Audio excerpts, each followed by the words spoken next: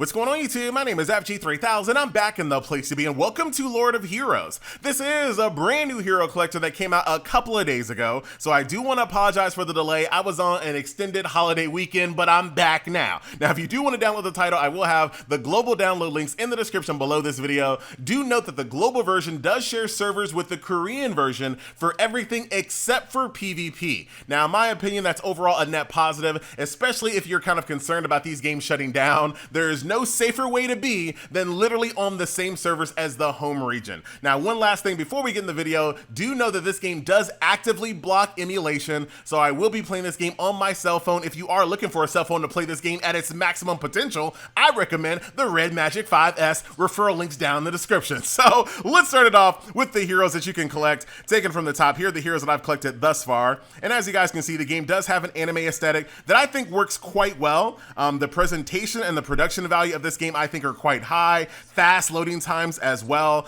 Some of my favorite parts about these characters is just how expressive the faces are. Like, you can instantly kind of get a vibe for their overall, personality, demeanor, just by looking at the visuals of the character, which I think is a nice touch. A lot of other anime games kind of get this wrong just by, basically copy pasting generic anime face number 44 across all of the characters. This one, not so much. Speaking of copy pasting, now I do know some people out there do not like it when games kind of copy paste the same exact character across multiple element types. So that is present here in Lord of Heroes, but there is a little bit of caveat to that statement here. So if you take a look at Johan, here's a light version of him that's a warrior. And then if you take a look at this version of Johan, there's a fire version of him that's a cleric. The cleric is more of a healer, and of course the light version warrior is more of a warrior. So they're not exactly the same visually. Obviously they have a lot of similarities outside of just the palette shift, but the actual kits themselves, the skills, do have a little bit of differentiation to kind of separate them from the different element types. So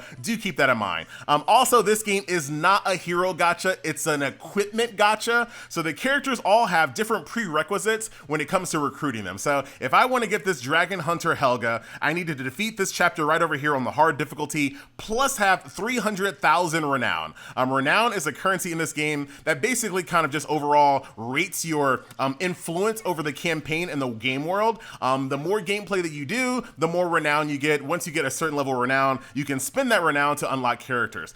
You can also unlock some characters just by using good old-fashioned cash shop crystal currency if you choose to. But not all characters have those types of options. Some characters you can't even pay to win to get. You literally have to play the game. How dare they? However, if you do want to pay to win, there are options for that as well.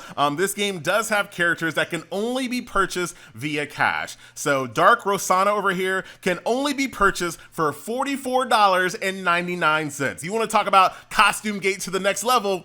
That's definitely it. But we'll talk about that a little bit later in the video there. So here are the characters here. Like I said, overall, I do like the vibe of them.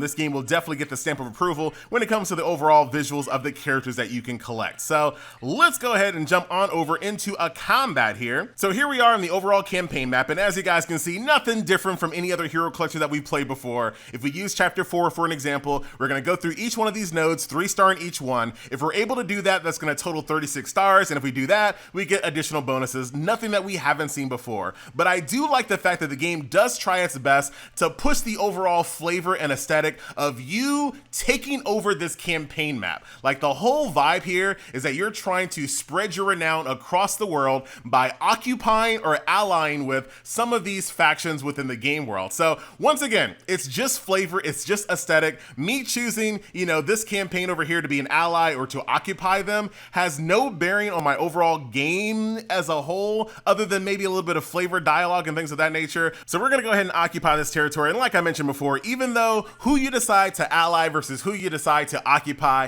has no lasting bearing on your gameplay whatsoever, I still think it was a smart design choice from an immersion standpoint, because most hero collectors have little to no immersion whatsoever, but this game tries its best to kind of push the narrative that you are this roaming army going through the land, occupying and attacking forces and allying others. And I think, though, even though, the overall gameplay that you get from that is intangible, it doesn't really change anything, I think the tangibleness of the immersion was well worth it. So shout out to Lord of Heroes on that one. So here we are in combat. Now this game is going to be, your standard turn-based JRPG affair where you have different attacks, AoEs, heals, debuffs, things of that nature.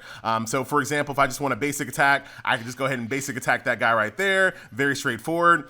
Each one of these attacks here do have the ability to fill up your burst gauge. So you can kind of see below my character, you see this little blue bar that's kind of filling up to number 4. So after a while, I can decide to say, you know what, I'm going to go ahead and hit them with the burst, right? Every single character has a different burst, a different type of ultimate that has different effects on your team, whether it's a big old damage attack, single target, AoE, heals, and things of that nature. And as you guys can see, I just used a big old heal, and you can see now my burst gauge has gone back down to 1. So now I'm going to start doing some basic attacks, building that burst gauge back up, and your entire team shares it together. So this kind of lends you a little bit of strategy here where, maybe you want to build up your burst meter on some of the trash mobs, and then once you get up to like the boss mobs, then you let out your heavy guns here. So let's kind of continue on here with you. Just a few basic attacks because everything else is kind of on cooldown here. Once again, basic attack there. I do like the fact that all you have to do is just press on the character. You don't have to do anything extra double clicks, click on the attack, click on the enemy. You can just literally just click on the character here that you're trying to attack. So there you go there, nice little AoE, big damage there. And as you guys can see here, my ultimate meter is built back up. I can choose who I want to chain with if I have enough of my burst. Once again, it kind of goes back to what I was saying earlier. If you want to kind of drive up your burst meter throughout the trash and fodder mobs and have it prepared for the boss, you can do that. For the rest of this video, we're just going to go ahead and throw this bad boy back on autoplay. Autoplay ×3 is unlocked the second you download the game, so no big deal there. Also, right in the middle of combat, you can also change your formations as well. So let's say, you're kind of going down to the end, you really just want to kind of hold out and stall. You can switch to a defensive formation right there on the fly. I haven't had to use it just yet, but I'm definitely curious to see how that's going to work in higher end combat and of course high end PvP as well. As you guys can see from a story standpoint, your main character that you get to create at the very beginning is kind of your summoner character, and they do most of the talking when it comes to interacting with other characters in the world. So that is gameplay right there. So that's going to be your overall story-based campaign, and as you guys can see, there's normal, hard, and extreme difficulty. Let's jump into a little bit more variety when it comes to the gameplay. There's also guild rating in the game as well, so let's go ahead and jump in here. I'm just going to have that auto select, and you can see right here, just to go into this guild raid, it costs 1,000 stamina. So it looks like you have a ton of stamina when you're kind of looking at it, but a lot of these stages do take quite a bit. One thing I do quite like about this game is that there is a good variety of enemies that you fight. You're not going to just be fighting, versions of the heroes that you can collect. And I think that's very important for a hero collector. A lot of hero collectors out there kind of make that mistake, having you only fight other enemies or other heroes. You got to fight some big monsters, man. That's a big part of the power fantasy for me, being able to fight these things that just seem just super larger than life. So already we're getting stomped out, but as you guys might expect, this is going to be one of those instances where you just try to do as much damage as you possibly can before you die. And then after this is all said and done, your guild is tallied up and you get rewards. I love her ultimate. I don't really like her design as a character, but I absolutely love her ultimate. Like, she is just an absolute beast, of course. So we'll kind of let this play out a little bit more here. This is the game on max settings, highest FPS, highest graphics. And like I said, the game performs quite well. No slowdown, no awkward loading screens or anything like that. Everything on this game runs extremely smooth. And you can see right out of that, boom, get out of the match. Look how fast everything just goes. In, out, no problem whatsoever. So for a game that you have to play on your phone, it's not that bad. I still would have preferred being able to play this game on an emulator, but maybe it'll change. Every single time I see them post something on Facebook, people are like, yo, allow emulators. So maybe that'll change. When it comes to PvP now, I cannot remember the last time, this is not very common, where the units you placed on defense were not available on offense. I know it occurs, I know it's out there, I just can't remember the last time that's happened, but this is gonna be one of those games that the units that you assign on defense are not available for you to use an attack. So definitely keep that in mind. It's gonna be more of a big issue early on in your game's life when you don't really have a lot of characters to power up. I assume over time this is gonna be less and less less of an issue as you get more and more units. But in the very beginning, yeah, your defensive units are restricted from your attack team. So do keep that in mind. You might want to kind of balance out maybe only attack or maybe only defense, things of that nature. So there you go. That's PvP. We're not going to spend too much time there because I only have one character available for offense there. And of course, this game, of course, has a tried and true dispatch mode that's quite easy. Once you send them out, all you got to do is just hit return again and they'll go right back to work. So do that, auto select, dispatch. And once again, this kind of drives home the aesthetic that I was saying earlier, the flavor that you are this occupying force that's going through all of these different regions and taking over. So like I said, no real tangible difference in gameplay. It still functions like a normal hero collector, but I do like the aesthetic. Like I'm immersed in this world. I'm feeling immersed. So there you go. And that is the gameplay. So the overall story, the PvP, the guild rating, and then of course you have to have your tried and true daily resource grind. So you have different, stages here which allow you to get experience points, treasure, different equipment for your characters, etc., which of course you can also get out of the equipment gacha, which we're going to be heading to right about now. So back over here on the home screen, so I showed you the heroes here. Here's my main character, so it'll kind of keep up with your overall accomplishments throughout the game. Feats are going to be just like your daily quests and achievements. Alchemy is your summon. Chronicles just shows all the characters in the game. You have a shop where you can buy things, and that is pretty much the game there. There is a crafting session here, so if you're looking for specific armor, you can, of course, grab all the different materials here, craft it together, spend some gold, and you have some gear. But that's the game in its entirety. So let's talk about the other things, right? Let's talk about the pink elephant in the room, shall we? Let's go ahead and jump on over to the summon session here. I'm gonna go for Zarya here because she's like super strong, and I'll show you what the summon animation looks like. So let's talk about the elephant in the room, right? The $44 character. So in my opinion, that's like next level costume gate. And here's the reason why. This is the reason why I talk about these issues, because I feel like when you play hero collectors, right, and we'll do another summon here, when you play hero collectors, between free-to-play players and spenders and whales, the great equalizer is RNG. And I'm kind of speaking broadly right now. The great equalizer is RNG. And I feel like that's very important to maintain because it allows people to only be one pull away from getting something special, right? Whether you're free to play or whale, you're always one pull away from getting that SSR character or that top rated gear or something in the game. When you add things that are cash only, you screw up that whole gentleman's agreement, right? We put up with the scumminess of hero collectors because we know, you know what, maybe I'll get lucky today. Maybe I'll get a free pull. Maybe I'll get a summon ticket. Maybe I can get that same exact character that the whale has. But when you put characters or costumes in a game that cannot be attained unless you spend $50, it ruins the entire vibe. It ruins, like I said, that gentleman's agreement between free-to-play players and spenders and whales, because we kind of accept, yeah, the game is kind of scummy, yeah, you gotta spend money, but at least I still have a chance. A whale can spend $100 and not get it. I can go free to play and get two of them, right? RNG is the great equalizer. And when you take that out, I feel it kind of like, I just don't like it overall. I really don't. I would love to know what you guys think in the comment section below. Like I said, for me, this is like next level costume gate when it comes to something like that, especially when I look at the reviews of the character.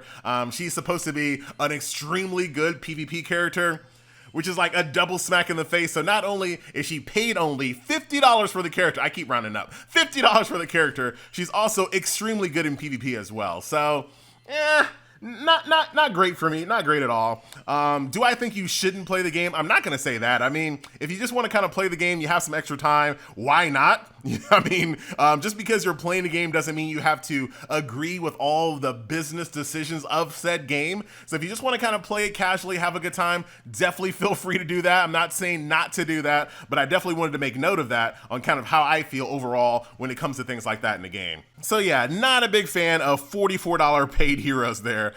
So we just did a nice little summon session there. The game does have a pretty general quality of life. If I want to just go ahead and hit auto equip, the game will go ahead and auto equip what they feel to be the best set of gear for me. And it looks like it went ahead and grabbed some of the new artifacts that I just pulled from the gacha there, including this signature piece of gear that, as you guys can see, is especially designed for my Zarya Fire version. If I want to upgrade it, unfortunately, this game has the super annoying upgrade feature. I don't know why games still do this. I don't know why games do this, yo. Why? What am I supposed to be doing right now? Developers, talk to me. What am I supposed to be doing right now other than just sitting here holding my phone, blankly looking at the screen like a dummy? What am I supposed to be doing? I'm just sitting here. Why? Just make it instantly go to 6. Why do I have to do this? I don't know why games still do this, man. I don't know. But here we go. So exciting. Watching the fails. There you go. Now, one thing when it comes to equipment gachas that I'm not a massive fan of, this is actually a pretty good gear set here. +6 on this piece of gear. Now, one other thing when it comes to the equipment gacha that you definitely have to be mindful of, just pulling a 6-star artifact out of the gacha is just the beginning, ladies and gentlemen. Because the artifacts also have RNG applied to them as well. So you go into the equipment gacha, right? You spend your cash shop currency to do a roll. You get a 6-star artifact for your favorite character, you're hype. But it rolled the wrong base stat. Ooh, that's not good.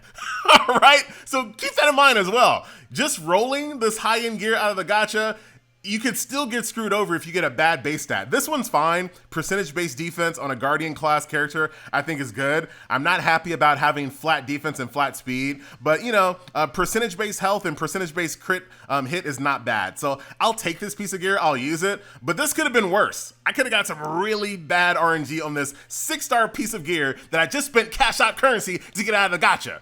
Not good overall, but there you go. That is the equipment system there. That's all you really have to worry about when it comes to upgrading your character outside of promotions.